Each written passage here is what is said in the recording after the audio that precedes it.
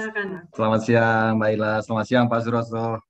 Siang, Pak. Saya namanya Kobar, bukan Kabupaten Kota Waringin Barat, Pak, yang di Kalteng ya. Kebetulan namanya saja Kobar ini. Saya orang Medan asli, Pak. Ya, Pak. Saya pastikan mau datang ke sana, Pak, ke tempat Bapak. Ya, Tadinya saya tunggu. pikir itu yang di Jalan Kasongan itu, Pak. Rupanya yang di kilometer 8 ya. Ya, yang di jalan lintas, Pak. Ya. Saya sering di Pelantaran kan ada juga sejenis, Pak, di Tanah Gambut juga ya. Tapi saya salut dengan Pak Suroso. Saya tinggal di Tumbang Samba, Pak. Oh, masyarakat Tumbang Samba juga banyak Ya, yang Katingan, Pak. berkunjung ke tempat kita, Ya. Pak. Kebetulan sekarang sedang di Bekasi. Jadi saya pastikan mau ke sana. Saya salut dengan Bapak. Tadi apa yang Bapak sebutkan tidak perlu bantuan dari pemerintah, itu juga saya kagum. Saya juga selalu bilang begitu kalau ada pemerintah yang datang, yang penting kami jangan diganggu, nggak perlu dibantu, Pak, nggak usah diganggu aja, gitu sudah syukur gitu. Setuju, Pak. Setuju. Jadi supaya mungkin ada juga orang-orang pemerintah di tempat kita ini, ya supaya mereka paham begitulah kondisi petani, Pak. Sekali lagi salut, Pak. Saya mau pastikan datang ke tempat Bapak. Terima kasih, Pak Saya Ida. tunggu kedatangannya, Pak Kohar. Ya. Hari apa aja, Pak, di sana, Pak? Di sana buka terus, Pak, setiap hari. Oh ya, siap. Nggih, Pak Pak. Kobar ini bisa jadi bisa berkolaborasi juga ini Pak Suroso. Pak Kobar ini juga di Kalimantan. Beliau ini pengusaha kebun sawit ini dan juga punya ternak sapi. Oh, luar biasa, Bu, Pak Kobar nih. Nggak apa-apa aja. Iya. Saya siap kok. Saya orangnya nggak pelit ilmu kok. Karena prinsip saya ilmu itu makin dibagi, makin mencerdaskan kita, Bu. Iya, mungkin Bang Kobar, ayo cerita sedikit dong, apa aja coba sawitnya, boleh sharing juga di sini sawit dan kebun ternak sapinya. Beliau ini Pak selalu setiap ke Jakarta akan ke Bogor, ke Sukabumi, kemana-mana belajar berbagai hal untuk usaha pertanian. Yang saya tahu sekarang yang berjalan sapi dan sawitnya ya. Boleh cerita sedikit Bang Kobar, mungkin bisa kolaborasi jadinya nanti. Silakan. Baik, terima kasih. Awalnya saya tahun 2015, Pak, itu di Kalimantan. Waktu itu kita tanam singkong. Ya, itu tadi juga atas anjuran pemerintah. Karena katanya mau bangun pabrik. Jadi kita saya tanam 30 hektar, Pak. Nafreng ya, Pak? Ternyata pabriknya nggak jadi-jadi. Ya, itulah yang saya bawa ke Pelantaran yang dekat kebun buah itu, Pak. Hasilnya juga nggak seberapa, ongkosnya juga habis di ongkos. Akhirnya kita beralih ke tanaman sawit, kemudian ini bukan saya sendiri loh, Pak, keluarga. Jadi saya itu hanya kuli juga di sana, kuli keluarga. Sekarang kita tanam sawit, kemudian ada sapi sedikit kita lepas di sawitnya. Juga babi juga. Jadi semuanya. Jadi supaya maksudnya kita tidak bisa memberikan terlalu banyak untuk yang bekerja di sana, mereka bisa piara-piara itu sampingan untuk penambahan pendapatan. Jadi saya juga selalu berpikir seperti itu, gimana memberikan pendapatan tambahan untuk teman-teman kita yang kerja di sana ini. Selalu saya cari-cari informasi keluar apa yang kita bisa bikin. Saya tahu kan di Kalimantan itu, di tempat kita itu kentang ya dari Jawa, kol ya dari Jawa, cabai ya dari Jawa. Nah, semuanya dari Jawa. Walaupun di tempat saya itu, Pak, kami beli kol itu kol yang dikirim dari Jawa. Kentang juga begitu. Nah, ada produksi penduduk setempat, hanya kadang-kadang menjadi mahal gara-gara membawa transportasi ke tempat pasar itu mahal. Walaupun misalnya dibawa sedikit itu habis di ongkos, kalau dibawa banyak mungkin tidak habis terserap di pasar. Jadi itu yang menyebabkan produk-produk di sana mahal. Jadi seperti pisang saja misalnya, itu bisa 3.000 per kilonya di desa, di kota kecamatan di tempat saya, Pak. Kalau kol itu biasa saya belanja itu 20.000, kentang 20.000, 30.000 itu biasa. Jadi biaya hidup di sana untuk makanan memang cukup tinggi. Jadi itulah sebabnya saya selalu berpikir seperti apa kira-kira. Jadi ketemu nih Pak Suroso nih, saya semangat lagi gitu loh. Itu aja Bu Ila. Terima kasih. Ya, ya. Terima kasih sharingnya Bang Kobar ya. Eh, Nanti kita ketemu ya sebelum kembali ke Kalimantan. Siap. Ya. Oke. Ini ada lagi yang mau ingin bertanya, silakan. Masih ada waktu sedikit lagi. Saya bisa kasih waktu 2-3 menit lagi untuk ada yang bertanya. Ya, kalau tidak ya kita ini. Saya ingin bertanya, Mbak Ila. Oh iya, silakan Pak. Siapa ini tadi muncul? Edward Simatupang ya. Silakan Bang Edward. Salam kenal Mbak Ila. Saya Edward Simatupang, mungkin junior Mbak Ila dari Fakultas Pertanian UNSU, ya. Angkatan 92. Oh iya, betul. Saat ini saya adalah manajer training di salah satu perkebunan swasta nasional dan aktif mengikuti Intani Binteknya. Karena saya sendiri punya kebun sawit yang masih kecil ya, pemula 30 hektar Bu, sudah panen semua. Dan ingin sebenarnya beralih pensiun untuk bermanfaat sama petani di Sumatera Utara. Nah, berbicara lahan gambut, tentu dengan masa kerja saya 24 tahun, sudah familiar dengan lahan gambut perkebunan. Tadi di awal saya terlambat setengah jam karena satu lain hal. Hanya sebagian mengikuti bahwa kita bicara water management, bicara menurunkan kadar asam, dan bicara mengenai pupuk kandang, mulai dari sapi, kotoran ayam, dan lain-lain. Ya. Nah, yang saya terlambat ingin tanya ke Pak Suroso adalah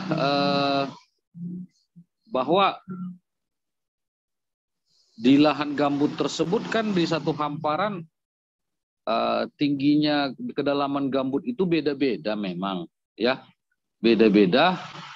Dan yang mau saya tanyakan intinya adalah ketika kita memberikan pupuk kompos itu Pak Suroso, apa perlu kita lakukan treatment perlakuan dulu atau cukup dari kotoran ayam, kotoran kambing kita tabur saja mentah begitu? Atau ada perlukan pengeringan dulu atau dicampur dulu? Itu pertanyaan pertama. Ya, karena saya khawatir dia panas untuk tanaman buah-buahan. Yang kedua, yang ingin saya tanyakan adalah tadi saya tertarik Pak Suroso bilang bahwa kalau dia sudah tumbuh rumput liar berarti sudah layak ditanam, begitu loh. Ya, definisinya telah tumbuh liar ini berarti kan kadar asamnya sudah menurun ini. Selain kita kasih kopur dolomit dan kapur bangunan dan water management, penurunan kadar asam itu apakah ketika kita buka water management sampai ke awal penanaman palawijanya atau buah-buahan, itu perlu biarkan dulu sekian bulan nggak Pak Suroso, agar kita yakin bahwa selain melihat faktor rumput tadi memang kadar asamnya sudah turun. Demikian, itu dua pertanyaan saja Mbak Ila, makasih. Oke, silakan. Terima kasih Pak Edward. Silakan Pak Suroso. Baik, Bapak, selain daripada kita ciri-cirinya adalah tumbuh rumput liar, artinya rumput liar itu bukan rumput endemik di spot yang kita olah ya. Rumput liar dari hasil kotoran ayam, kotoran sapi, dan kotoran kambing. Itu ada membawa ciri khas, kalau orang Jawa bilang rumput lulangan, rumput teki, rumput apa. Jadi bukan rumput kelakai, rumput pakis, atau rumput apa ya. Itu satu. Yang kedua, setelah kita tabur dan kita aduk dengan tanah gambut, itu kita biarkan minimal 10 hari. Minimal ya Pak ya. Dan maksimal 1 bulan. Kalau sudah di atas 1 bulan, kandungan-kandungan dari pupuk-pupuk yang kita tabur tadi sudah hanyut dan habis larut di bawah air, Mbak. Itu satu. Yang kedua, untuk memupuk tadi, kita tidak perlu campur dengan yang lain-lain, Pak. Cukup kita taburkan. Hanya saja pupuk itu memang harus sudah dingin. Tidak boleh pupuk yang kita ambil dari kandang langsung kita taruh di sekitaran pohon, itu akan sama saja kita membunuh pohon tersebut, Bapak. Jadi kita diamkan dulu pupuk itu di tempat yang teduh, sekitar 2 minggu setelah kita ambil dari kandang, itu sudah dingin kan, Pak. Baru kita taburkan di sekelilingnya. Setelah kita taburkan, baru kita timbun lagi dengan gambut, Pak. Dengan gambut sekitaran. Dan itu terus begitu. Nanti bulan depan kalau untuk pepaya kan tiap bulan. Begitu terus kita tabur sekelilingnya. Terus kita tutupin lagi. Tutupin lagi itu fungsinya pertama supaya pupuk itu tetap terendap di situ, tidak larut terbawa air hujan. Yang kedua, supaya rumput tidak lebih cepat tumbuh penyerapannya daripada diserap oleh tanaman yang kita pupuk, Bapak. Saya kira itu, Bu. Ya, oke. Saya rasa cukup jelas ya, Pak Edward ya. Terima kasih, Pak Edward. Terima kasih, Pak Saroso. Ini di akhir webinar, tadi kita dari tadi selalu pertanyaan adalah tentang pertanian ya. Di sini ada hadir Pak Maru dari Kepulauan Riau.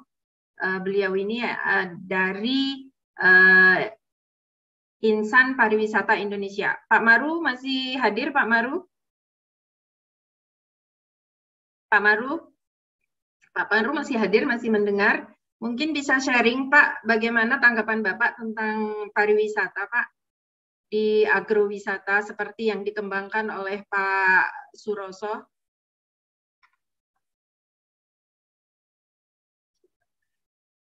Pak Maru? Masih ada sih, beliau masih hadir. Mungkin masih di mute, Pak Maru. Oke, baik. Mungkin sedang tidak fokus di sini ya, jadi tidak dengar. Sekarang sudah tepat pukul 11.00. Acara sudah sampai di penghujung. Pak Suroso, terima kasih atas waktunya. Bapak, Ibu, Intener semua dimanapun berada, terima kasih sudah hadir pada hari ini di awal tahun 2022.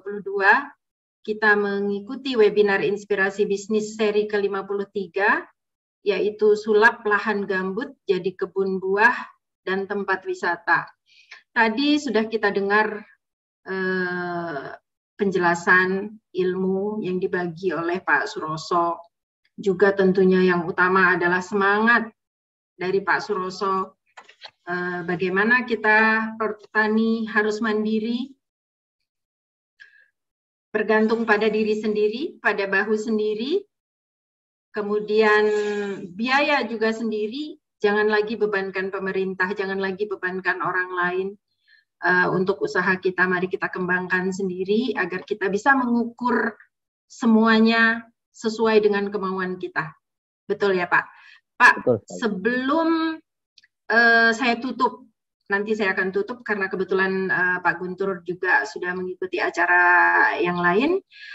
Saya ingin Bapak dulu dong tutup, beri kata pemungkas, semangat membara untuk kita semua, karena acara ini akan terus ditonton, akan terus bisa disaksikan oleh orang-orang di channel YouTube dan di Tani TV. Jadi berikan satu semangat untuk kami. Silakan, Pak. Baik, selamat siang Bu Ila. Bagi para insan wisata dan insan pertanian, bila Anda mampu mengolah lahan gambut menjadi kebun buah, apalagi sampai jadi kebun andalan di kota Anda, sehingga dia menjadi sampai seperti agrowisata misalnya, itu adalah peluang yang sangat luar biasa. Karena apa? Karena tidak semua orang mampu mengolah lahan gambut. Dan kalau Anda mampu mengolah lahan gambut, sama saja Anda memancing di kolam ikan yang isinya sangat baik. Saya kira itu saja. Terima kasih Pak Suroso. Itu sangat memotivasi dan menginspirasi kita semua.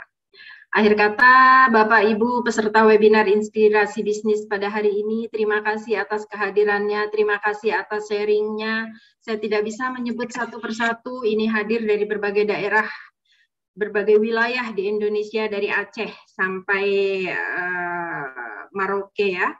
Semuanya ada dari masing-masing daerah, ada dari Tulang Bawang, ada dari Maluku Tenggara, ini ada dari Jawa Timur, Indramayu, kemudian dari Ende, Nusa Tenggara, ini Pak Gabriel, terima kasih semuanya. Salam sehat, salam pertanian untuk semua. Akhir kata saya minta maaf bila ada salah-salah dalam penyelenggaraan. Tentunya itu tidak kami sengaja. Assalamualaikum warahmatullahi wabarakatuh. Waalaikumsalam warahmatullahi wabarakatuh.